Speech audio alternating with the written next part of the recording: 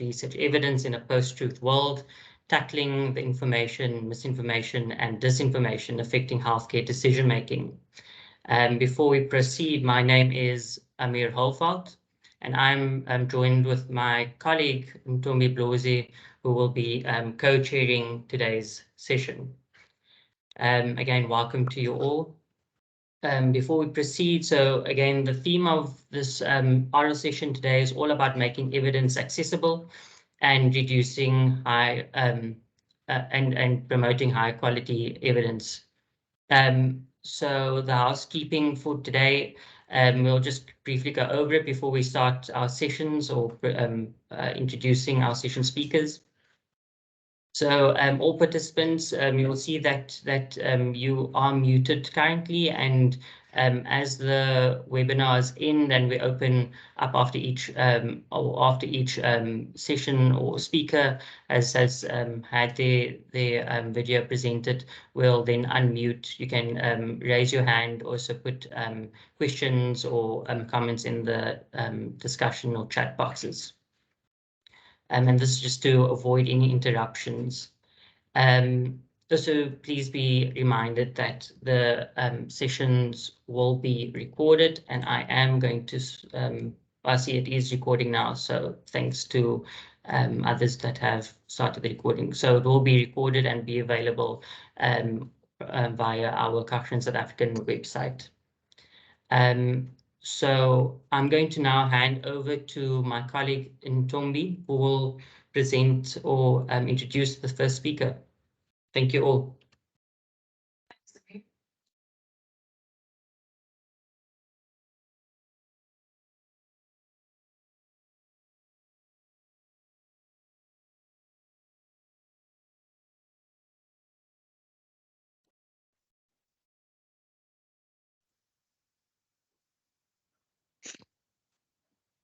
Good morning. My name is Tasha Gluck, and this morning I'll be telling you about the eCOVID-19 RegMap Knowledge Mobilization Project, Cochrane South Africa, Africa. We'll look a little bit at what the RegMap is, look at Cochrane Africa, and knowledge mobilization as a concept, and then our proposal. So the eCOVID RegMap is a recommendations map, a living recommendations map, and gateway to contextualization. It's basically an easy to navigate, living, freely accessible electronic platform that includes all published trustworthy COVID-19 recommendations. It was based on the work done with WHO, Global TB Department, and the team at McMaster University with funding from Canadian Institute of Health Research put together this concept in order to provide decision makers and other stakeholders, including patients, public and users of recommendations with this reliable source. There are a number of people taking part and contributing, as you can see. So Cochrane Africa, one of the contributors, is a network that aims to increase the use of best evidence to inform healthcare decisions in sub-Saharan Africa. There are various hubs across sub-Saharan Africa. There's the coordinating hub hosted at Cochrane South Africa. There's the Francophone Hub, which is hosted at Cochrane, Cameroon. There's the Southern Eastern Hub, hosted by the Centre for Evidence-Based Healthcare, Stellenbosch University and Cochrane, South Africa. And then there's the West African Hub, which is hosted by Cochrane, Nigeria. And these hubs are really a useful means for advocacy for different countries, reaching different countries in sub-Saharan Africa. So knowledge mobilization is the act of moving robust and useful knowledge into action in areas that it can be most helpful through a multi-directional approach. Another way of saying this is that it's used to describe a range of activities employed to encourage the generation and dissemination of research-informed knowledge. So the team at McMaster have undertaken 4 different areas of knowledge translation, knowledge synthesis, dissemination, knowledge exchange, and application. And application, you can see I've taken an excerpt just here from the website, and that's, you can request a development on the website if you find a guideline that you would like to be adapted to your context. So the REC map is based on this framework if you want to go and have a look and read more. And this is the framework that we are working on. It's using a co-design approach to increase awareness, use, and engagement of the REC map. These are the various groups taking part. As you can see, there's quite a few from Canada, also Cameroon, China, and then African countries. That's us, the Cochrane Africa Network. So this is quite a nice graphic to help explain the concept of knowledge mobilization. I want to help whose knowledge do you want to mobilize? To mobilize what? What type of knowledge do we want to mobilize? By how? How do we want to mobilize knowledge? And in order to, why? Why do we want to mobilize the knowledge? So here's our proposal for our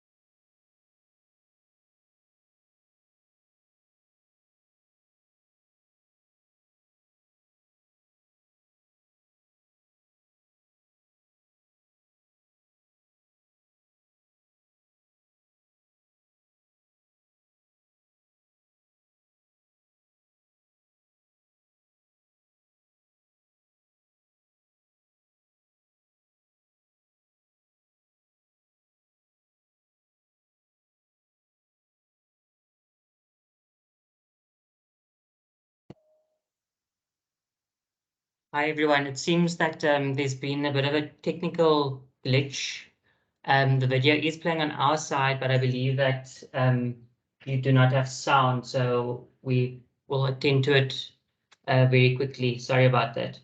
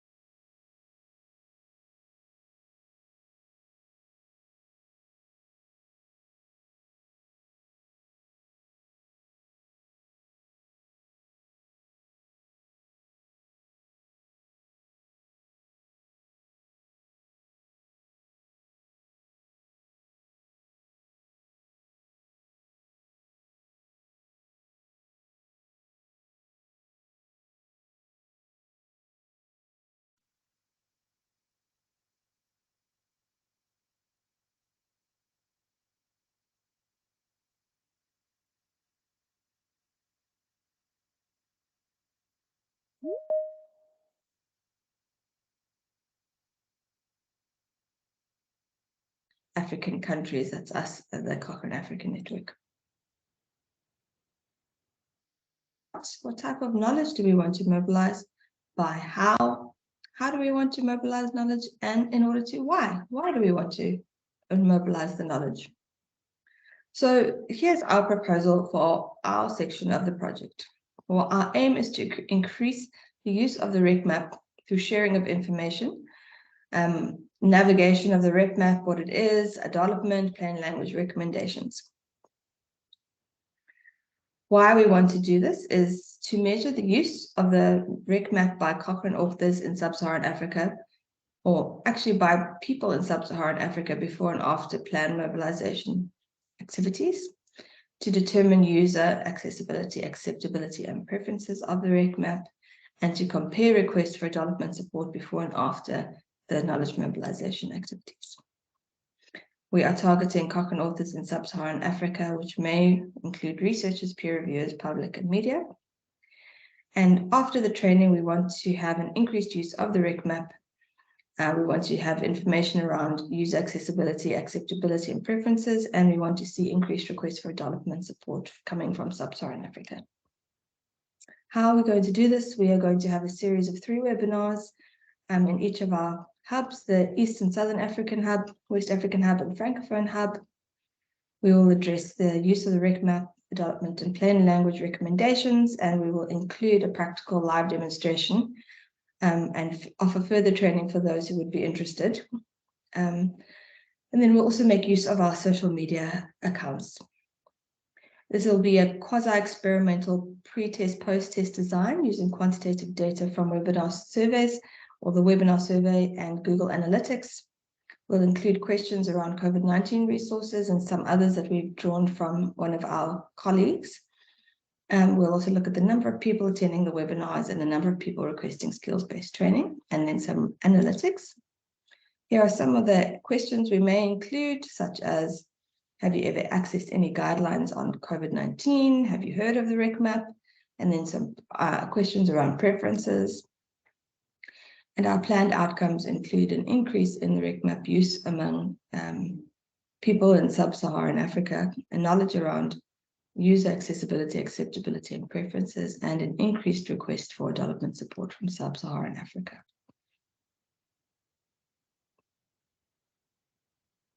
So, knowledge mobilization is a really important tool for mobilizing knowledge into action. It's a way for the really important work that is done by researchers to actually be implemented in the communities that need it most.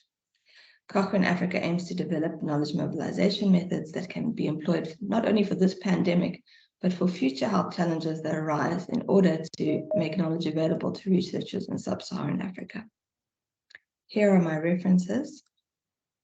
Thank you very much. I look forward to answering your questions or having a discussion afterwards. Goodbye. Thanks so much, Natasha, for the interesting chat on e-COVID-19 rec map. We've got 3 minutes for questions and answers. We have Natasha on the line to answer your questions. Please raise your hand or add your questions in the chat.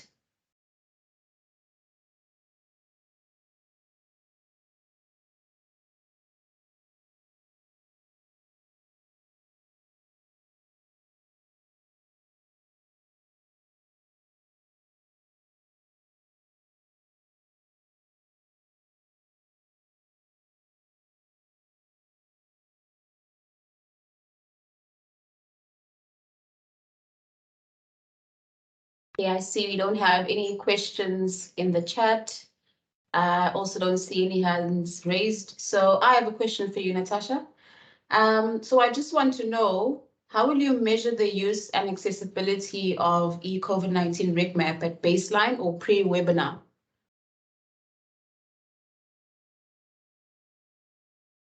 Sorry, I'll mute you just now.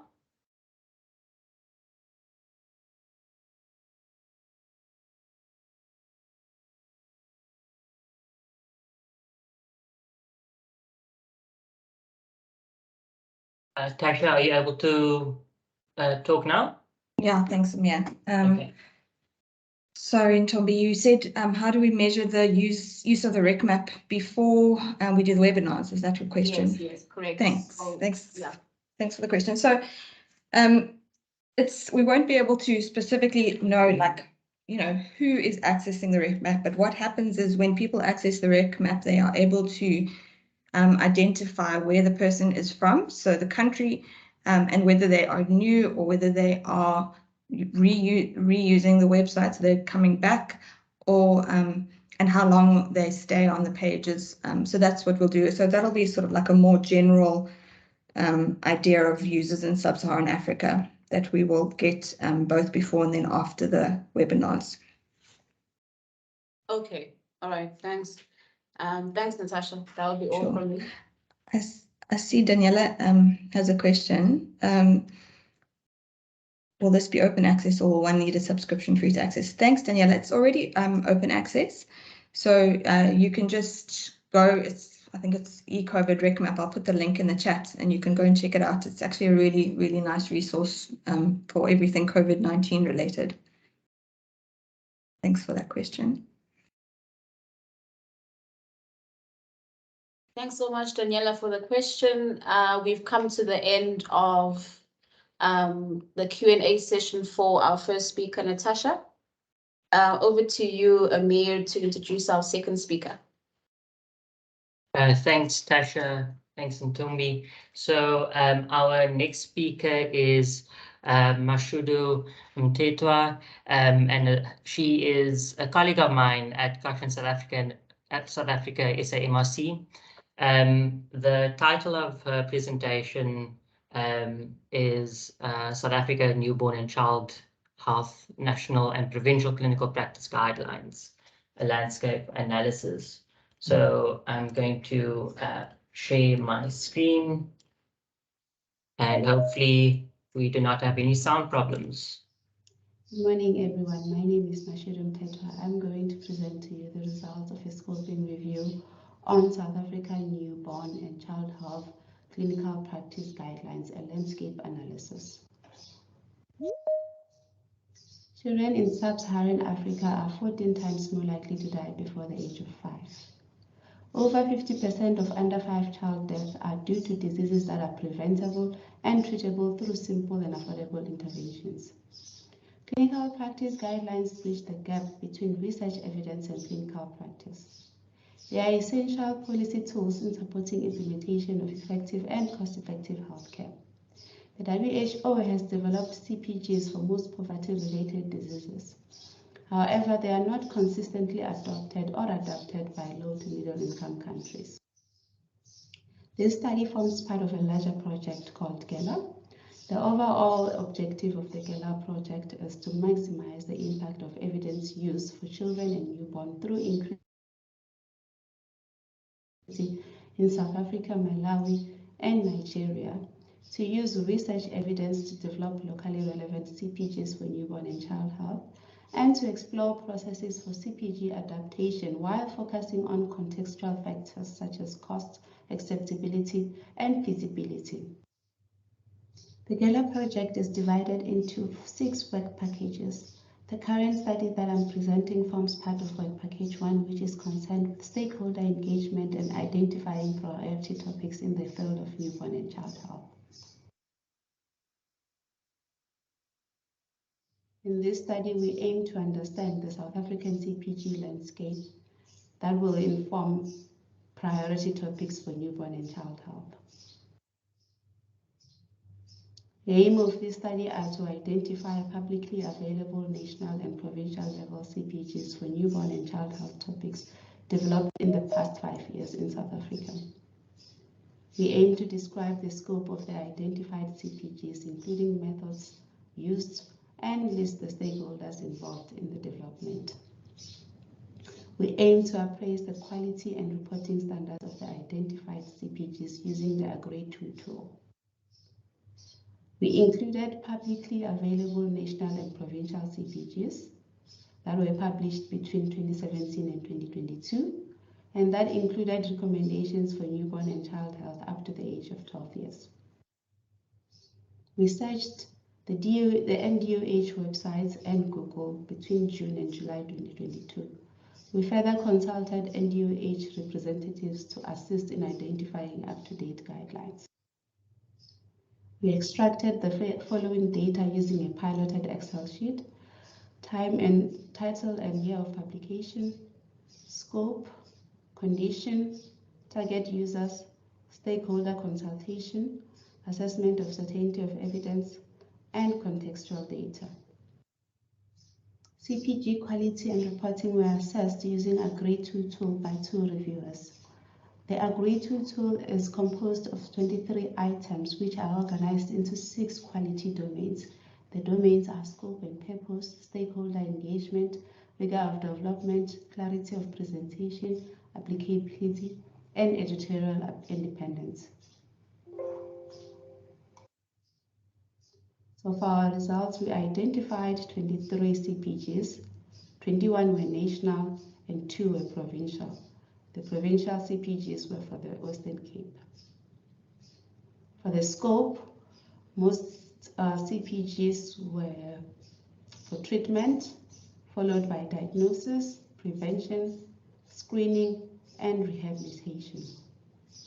The target conditions 14 were targeted at communicable diseases, while 3 were targeted at non-communicable diseases. 6 were non-disease specific.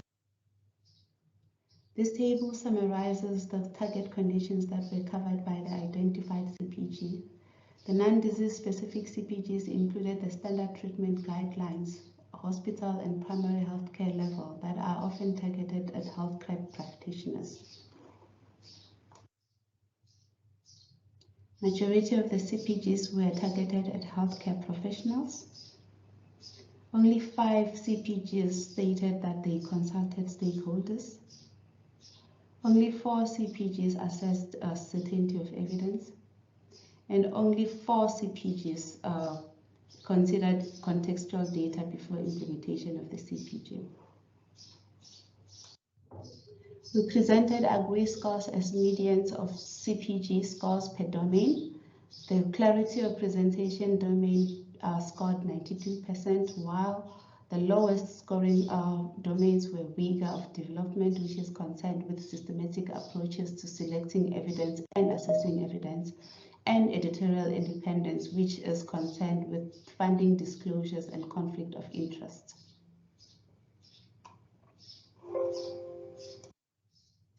We then looked at the WIGA and editorial independence scores by CPG, and only about 5 CPGs scored well on editorial independence, while only 1 CPG scored about 50% in the rigor domain.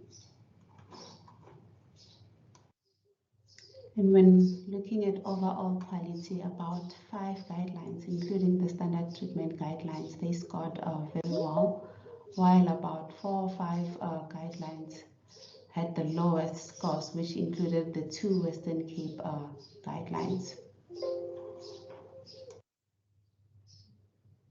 In summary, we identified 23 CPGs across various conditions and different target age groups for children. Most had low scores on methodological quality, including not assessing certainty of evidence. Age groups are not always clearly defined, and level of care the CPG is intended for is not always clear. Management of interest and disclosing funding sources is poorly reported. Engagement with stakeholders affected, such as patients, caregivers, and healthcare providers, is not often described. There are potential gaps in the CPGs for key conditions such as malnutrition and congenital abnormalities. There is no easy-to-find central CPG repository which may lead to challenges with finding and using CPGs by end users. For our conclusions, our findings highlighted that South Africa has many recent guidelines for various topics within newborn and child health, but there are several gaps that remains, both in content and reporting standards. Further research is needed to identify priority topics and address gaps in guidance to ensure trustworthy and credible evidence-based CPGs that adhere to global standards for conduct and reporting. Implication for practice: end users of CPG, including policymakers, may lack the skills to assess quality of CPGs. This may lead to adoption of poor quality CPGs. Implementation of CPGs without accurately assessing contextual factors may increase the risk of health inequities. Thank you.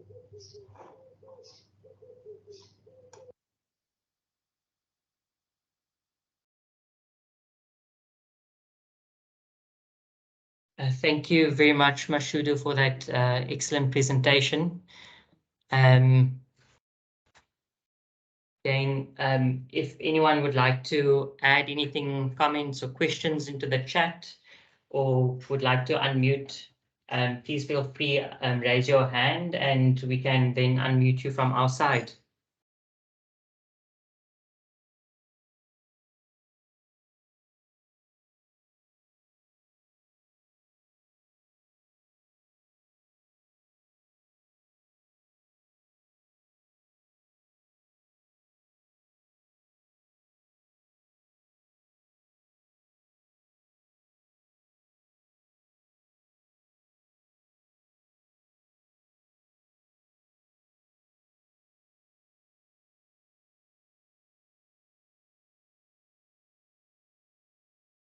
So I think while others are maybe thinking of questions and comments, Mashudu, I've got one for you that came to mind, and the question is, so regarding the agreed to scores, how were they generated? Can you maybe elaborate on that? Thank you, Amir, for that question. Hi, everybody. So agreed to is comprised of 23 items that are divided into 6 domains that you saw in the presentation. And in order to generate the domain scores, so the domain scores are calculated by summing up all the scores of individual items in a domain and then standardizing the total as a percentage of the maximum possible score for that domain. So that's how domain scores are generated. And for overall score, at the end of the appraisal, you can rate the overall quality of the guideline while taking into consideration the domain scores. That's how agreed to scores are generated. Thank you. Thanks, Mashudu. And then maybe just a follow-up on that. Do you also, is it also required to do it like independently and in duplicate, or yeah? So we use the online tool, and you can use two appraisers can appraise the guideline, and then after that you can consolidate or come to a consensus on the scores, and then you get a summary. Great. Thanks very much, Mashudu. Before we move over to the next presenter, I'm going to give a few more seconds in case there are any other questions.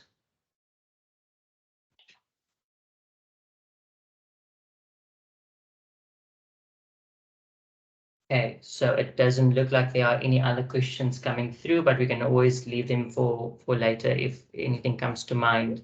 So I'm going to hand over to my colleague Ntombi to introduce the next speaker while I get all the technical things going. Thanks, Samir and Mashudu. Our third speaker under the same theme is Edith Palane, who I believe is seated with Metse Paswana Mafuya on the line. She is from the University of Johannesburg.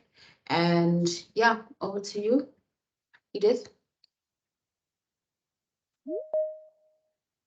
Greetings to you all. My name is Edith Palane. I'm a research manager at the Pan-African Center for Epidemics Research, which is an SAMRC extramural unit based at the University of Johannesburg. I'll be sharing with you on COVID-19 vaccine coverage, trends and patterns in South Africa, and if these differ, I meant to say, by subsets of population.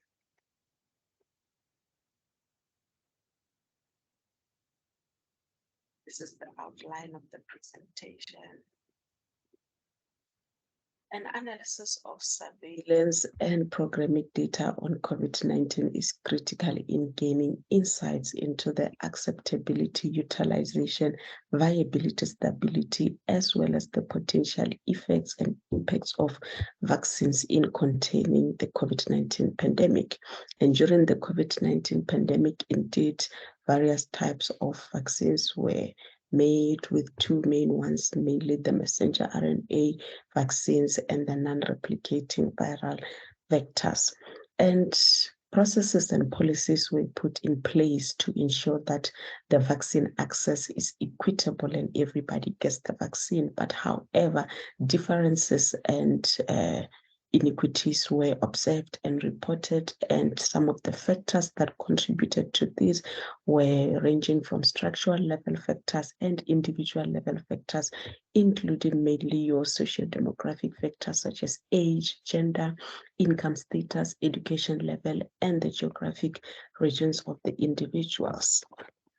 Understanding which factors are associated with low vaccine status has major implication on designing policies that will accelerate vaccine strategy and achieve the needed COVID-19 vaccine coverage. And in this paper, the objective was to describe the vaccine coverage in South Africa in terms of the extent, the trends, and the pattern, as well as factors associated with vaccine coverage, and also compared to other African countries and the world. To do this, a retrospective descriptive study design was followed where COVID-19 cumulative COVID-19 vaccine coverage information was assessed by looking at the period February 2021 to April 2022.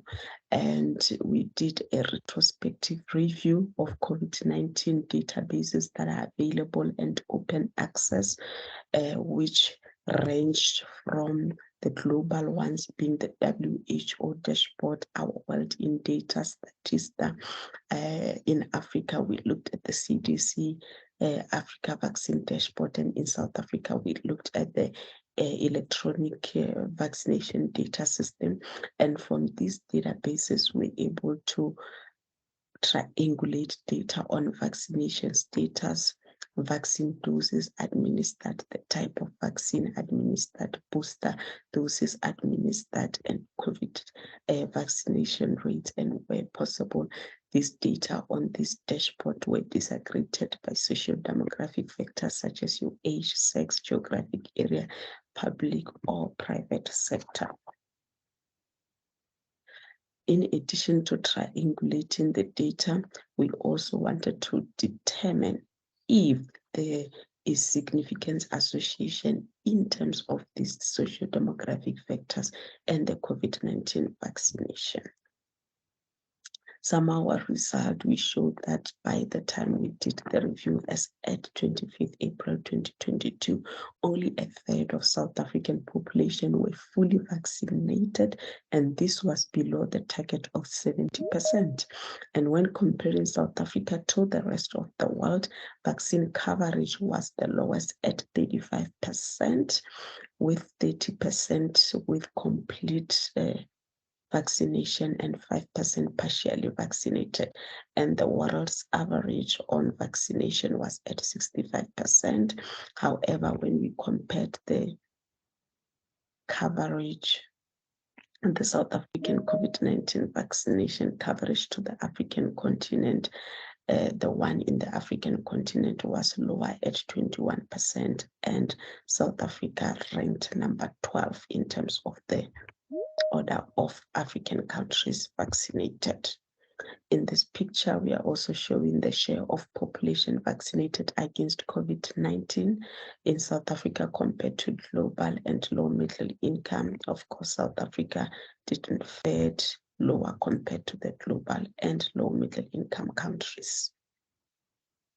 As I've mentioned, we also wanted to go beyond just showing the disaggregation as reported on the various dashboard of the COVID-19 vaccination by socio-demographic factors. We also wanted to see if there is significance in association or the disaggregation as it is displayed and reported on the EVDS. So we mainly, for this association, we mainly focus on what was reported on the EVDS system. And the COVID-19 vaccination is taken from the EVDS system as at 25th of April. It was shown that number of individual and the percentage vaccinated differed across provinces, with Western Cape and KwaZulu-Natal having the highest number of people. Western Cape and Free State having the highest number or percentage of people fully vaccinated, and this was statistically significant. And also there was a significant difference in terms of sex, with more females vaccinated than male. There was also statistical significance in terms of gender, showing that the older the individuals are, the more likelihood they would vaccinate. Maybe this could also be owed to that the vaccination started with older people than younger people. And we also looked at the number of booster vaccines that were administered by province and their sex, and this was that statistically differed across the province and the different sexes. And also we looked at booster vaccine administered by public and private and across sex and province, which the difference was statistically significant, with more people vaccinating in public sector than in private sector, and more males vaccinating than female across the public healthcare sector and the province. We assess trends and patterns and types and factors associated with vaccine coverage in South Africa. The lower COVID-19 vaccine coverage in South Africa may be due to various factors, such as that the appointment to do vaccination was online for people in remote areas. This could have proven to be difficult, and also could be owed to lack of flexible working hours, as some individuals had to take unpaid leave in order to be able to go vaccinate, as well as personal transportation to the vaccination site. And vaccination coverage differed by age, sex, geography, and healthcare sector. And this is consistent with other previous studies, and also with other studies that were done on other vaccination apart from COVID-19. And also vaccine coverage differed by geographic location, with Gauteng, KwaZulu-Natal, and Western Cape provinces having the highest number of people vaccinated compared to provinces such as Mpumalanga, Limpopo, and the Northern Cape province. And also this difference was observed in terms of booster vaccines. And vaccination was made, although vaccination was made available to all people across the geographic locations, the significantly lower coverage in vaccine in comparison to other provinces in this study could be in terms of limited access and transportation needs to the vaccination site, and also the ability to be able to secure the online system apart from the walk-in. And previous studies have shown that living in smaller metropolitan region or rural areas is associated with lower uptake of COVID-19 vaccine. In conclusion, in-depth analysis are needed to determine the variation in vaccine coverage by age, sex, and geography, and other socio-demographic, in order to strengthen the evidence base for context-specific heterogeneities in vaccine coverage, which may potentiate or reduce adverse outcomes. In that, I would like to acknowledge the University of Johannesburg for funding this study, and myself, together with other co-authors, we are supported by the South African Medical Research Council. Thank you.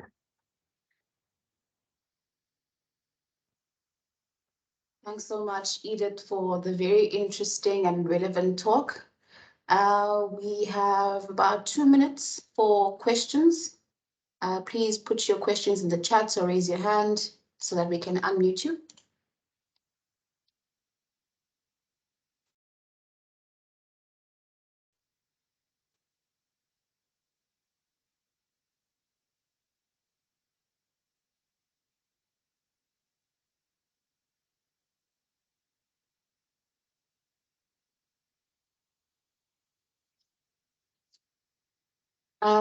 Allison's hand is up. Please ask your question, Allison. Thank you very much for this exciting work. This is truly exciting. I'm just wondering about the effect that timing of the availability of the vaccines coinciding with the stage at which the pandemic was, like when these vaccines came in, and the potential impact it might have had on the analysis that you ran, like some of these factors, such as maybe when the vaccines came, the pandemic or the local disease incidence that was being reported was maybe at what stage was it? Was it still peaking, or was it at a wave, and the impacts that these waves, different waves, might have had on uptake of these vaccines? And I'm curious if you explored all of that and what your findings might have been. Thank you very much for the question. No, we couldn't explore that because we relied on available data in the open access databases, which is limiting, but we thought it interesting to just look at the trends and patterns anyway, with possible confounding and effects, as it were. So yes, and of course, in our discussion of findings, we do highlight, possibilities of different factors that could have contributed to the distribution of vaccine uptake, and whether first and second dosages based on various factors, including vaccine hesitancy, including moving from a concentrated approach, as you would recall, for example, where the registrations were done online, and certain areas were designated for this, and certain groupings would have likely not been able to access such information. And we have really been trying to get the Department of Health to assist us with information that is not on EVDS, for us to disaggregate some of these factors further, whether at that point, for example, there were significant differentials in terms of COVID-19 uptake by various demographic factors, So we are hoping to get additional data, for us to give much more disaggregated information in that regard. Okay, thank you, Edith, for answering Alison's question. We unfortunately have to move on to the next speaker, but please answer Alison's second question about effect modification. Thanks. Over to Amir for our fourth speaker of the day. Okay, thank you, Edith, Alison, for those questions. The next speaker is Sumaya Ibrahim, and she works at UKZN and is also with us at Cochrane South Africa. So I'm going to go over to her presentation. And it should be starting now.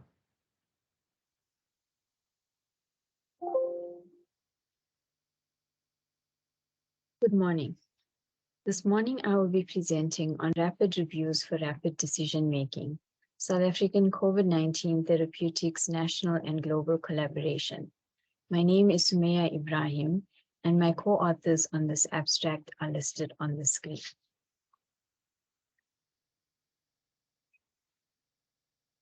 The COVID-19 pandemic has led to an unprecedented global health crisis. In order to respond to the urgent need for updated evidence for decision-making, the National Essential Medicines List Ministerial Advisory Committee on COVID-19 Therapeutics was established to review evidence and inform South African healthcare policy. Recommendations are provided in a rapid review format, principles of evidence-based medicine.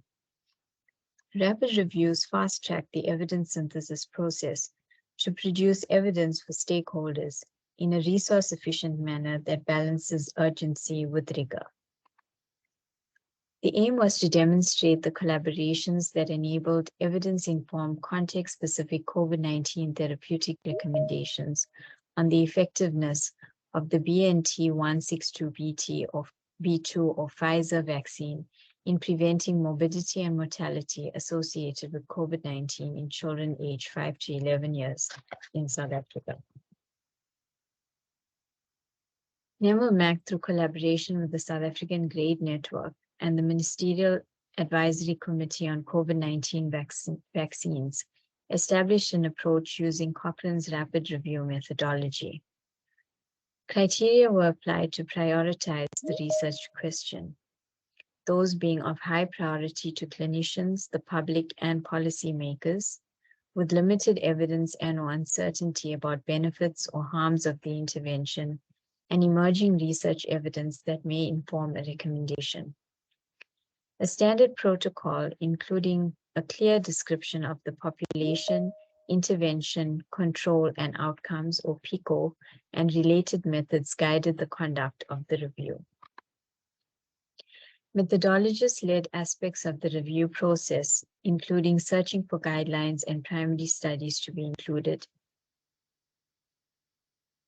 screening and selection of records, data extraction and analysis, critical appraisal, and conducting a grade assessment to establish certainty of evidence across each outcome. Collaboration with the COVID NMA initiative and the McMaster University Living Evidence Synthesis Group avoided duplication, enabling use of existing syntheses, searches, and appraisals. Evidence to decision tables were used by the committees to systematically consider both health and contextual effects relevant for the decision, such as resources, costs, feasibility, access, and acceptability. We screened 176 records and assessed 21 full-text articles for eligibility. 1 randomized control trial and 12 observational studies were included. So on balance, the available evidence demonstrated a small absolute benefit in prevention of hospitalization. There were 4 fewer hospitalizations per 10,000 children. And this was of moderate certainty evidence. Death was rare, and adverse events following vaccination were mild or moderate and transient. Injection site pain was the most common local reaction, with fatigue and headache being the most frequently reported systemic events. So in conclusion, data from the rapid review of the effectiveness of the 2-dose BNT162b2 vaccine compared to placebo for children aged 5 to 11 years in South Africa informed national policy. This collaborative effort enabled the formulation of a recommendation across a number of stakeholders, minimize resource waste, and can serve as a model to guide health policy and health systems decision-making, including preparedness for future pandemics. So we would like to thank the following people: Joy Oliver for support with the search strategy, members of the COVID NMA Steering Committee, Ms. Flores, on behalf of the COVID and Living Evidence Synthesis Group, for providing Robin's Eye risk of bias assessments for 10 out of 12 observational studies, members of NEMLMAC as well as VMAC. Thank you. And I'm happy to take any questions.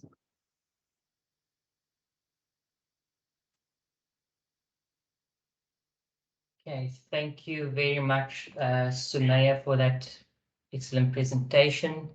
I'm going to open up for any questions via chat, or if you have any questions, please raise your hand.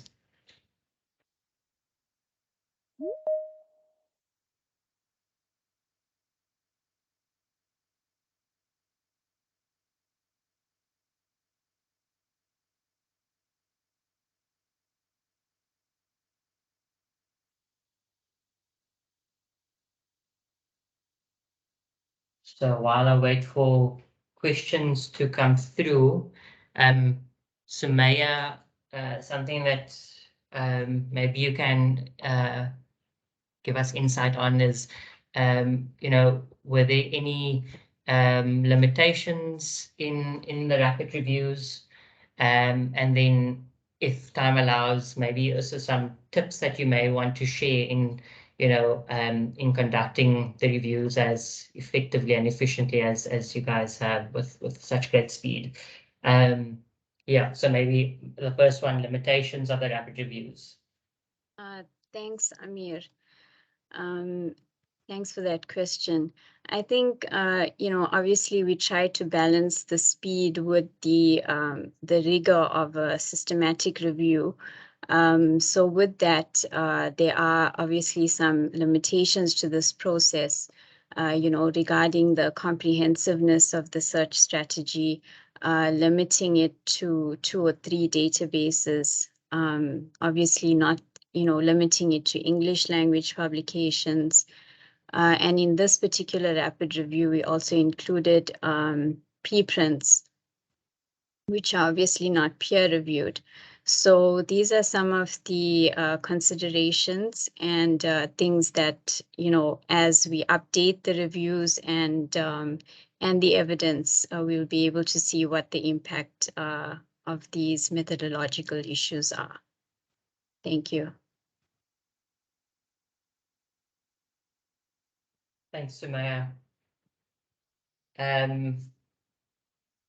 Just looking at the chat, I don't see anything else over there.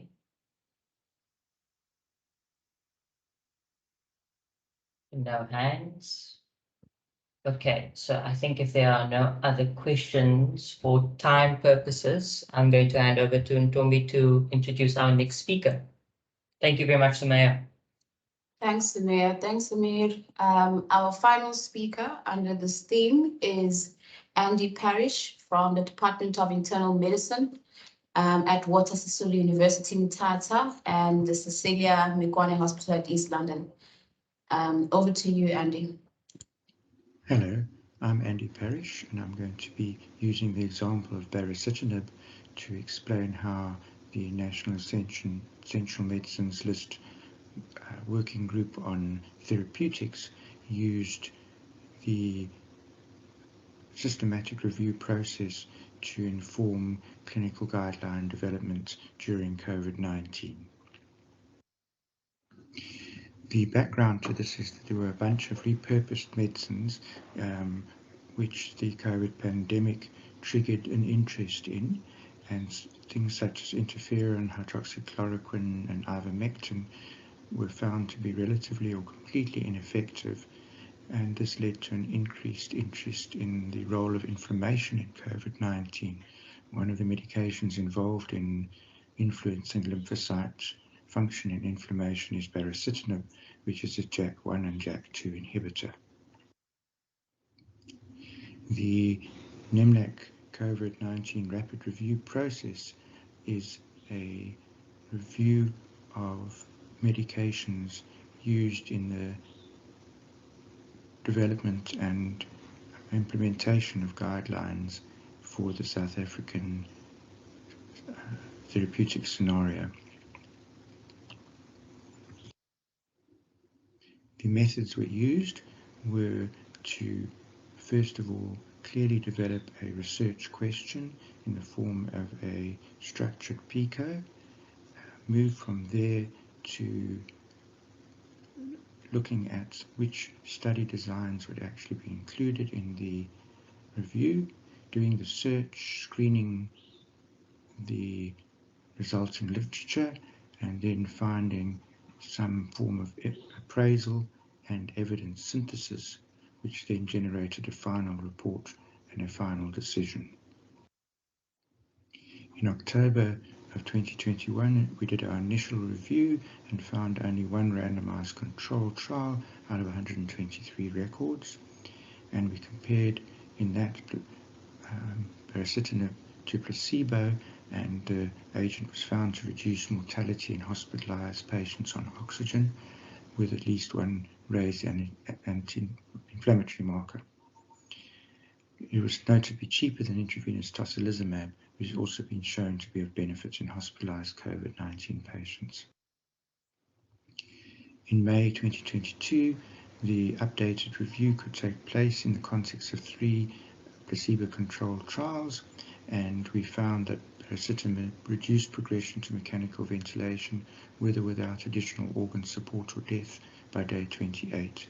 There was a relative risk reduction of 0.87, and the number needed to treat to prevent one patient from deteriorating clinically was 52.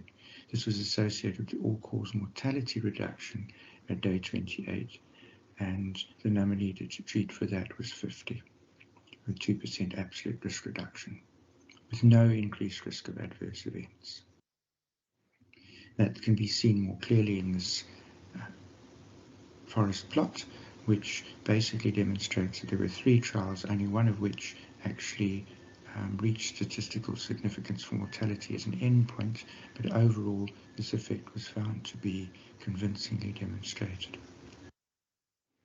The summary of findings table from our review and from the COVID NMA synthesis shows that although these endpoints were quite convincing, the certainty of the evidence did vary between different endpoints and wasn't the same across the board. And this led to a judgment overall of the quality of the, or the certainty of the evidence as being moderate in the context of different endpoints having different degrees of certainty. So the evidence to decision framework was the process we followed to put together all the features that would allow a decision to be both logically followed and also defensible. And what we did is looked first at the evidence for efficacy and safety, and once we determined that those were satisfactory, we moved on to other value judgments, and these included equity and feasibility, and finally the issue of resource use, where this agent is quite expensive, cost about 4,000 Rand per patient treated, and this could have quite a major impact on the country's budget, depending of course on the number of patients who were eligible for it as therapy. So we ended up then forming a recommendation that this agent actually should be recommended for inclusion in the therapeutic guidelines for the country, and that was then published on the Rapid Reviews website, which is shown on that slide there. In conclusion, the systematic review process can remain rigorous and transparent even when accelerated, but doing reviews within an evolving evidence base requires a highly responsive update process with clearly determined triggers for review. Using an evidence to decision format helps segment the value steps and allows the committee to take one value at a time and explore it in detail.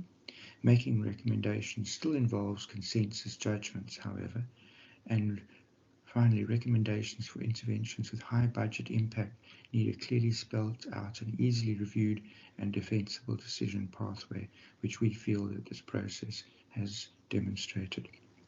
Thank you very much.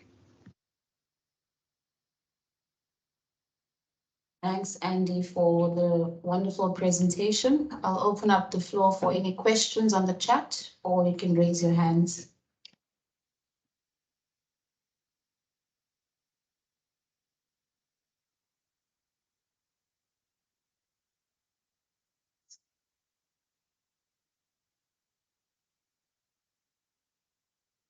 There's a hand up by Tamara.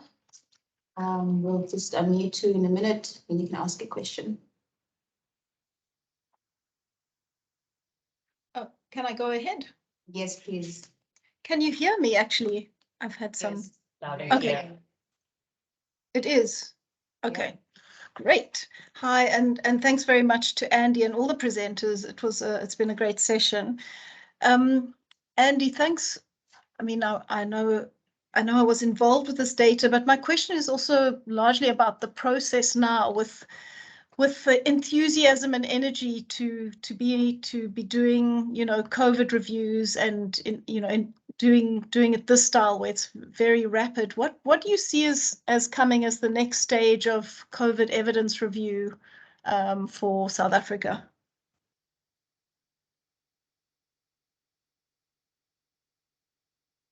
Hi there, hi Tamara, and to the rest of the audience. Yeah, the trouble with COVID is the rate of evidence accrual in the initial stages was lots of essentially not very useful stuff. It's not very high quality. Then a middle space where we had higher quality evidence coming through, which was easy to assimilate, but was coming in bits and pieces.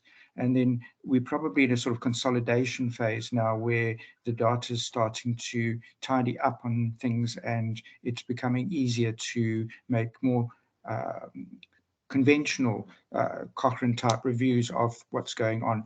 And we'd obviously be very enthused in the Department of Health in keeping ourselves latched into making sure that any reviews we do at this stage, the COVID committee has been reintegrated into NEMLAG. But any reviews we do at this stage would obviously cover a wider range of evidence now and be more consolidated, as it were. I think it's true of any field that we look at nowadays. You can get rapidly into something and it can be quite helpful, but the conventional Cochrane review, which is sort of dealing with a mature evidence base, is not quite the same process in the sense that you have more time to do it.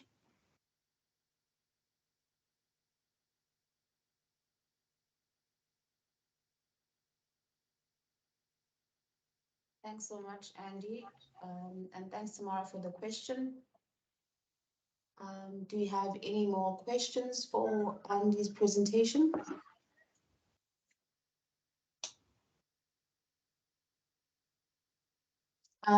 Alison, I'm not sure if this is a question for Andy, but I see you have a question in the chat. You're asking if you wonder if it's possible to stratify the findings amongst people with existing risk factors for severe versus those without any existing risk factors, and if it might make any difference. Yeah, thanks. I believe that's for you, Andy. Yeah, sure. So we obviously looked at this very carefully and came up blank, not because we couldn't analyze it, but because there was nothing much to analyze. So the trouble with most of the studies is that they were scraping through in terms of just enough effect size to determine what they were trying to determine, and the subgroups were all over the show. So we did have a look at it, but came away, we were actually hoping to find we could make a call in that area, but came away very clear that it was too early in terms of data volumes to be able to say anything sensible. Okay, thank you so much, Andy, for answering the questions. That brings us to the end of the first oral presentation session for making evidence available. Over to you, Amir. Okay, thank you, everyone. Thank you to all the presenters. Great presentations. And thanks to everyone that has asked questions, really thought-provoking questions. And I hope we all took a lot of new knowledge and ideas away from this session. So we are going to now have a break until 11 o'clock, until which time the next session will start, which will be the short hour sessions 2. So again, thank you very much to all that have joined, and see you at the next session. Thank you all.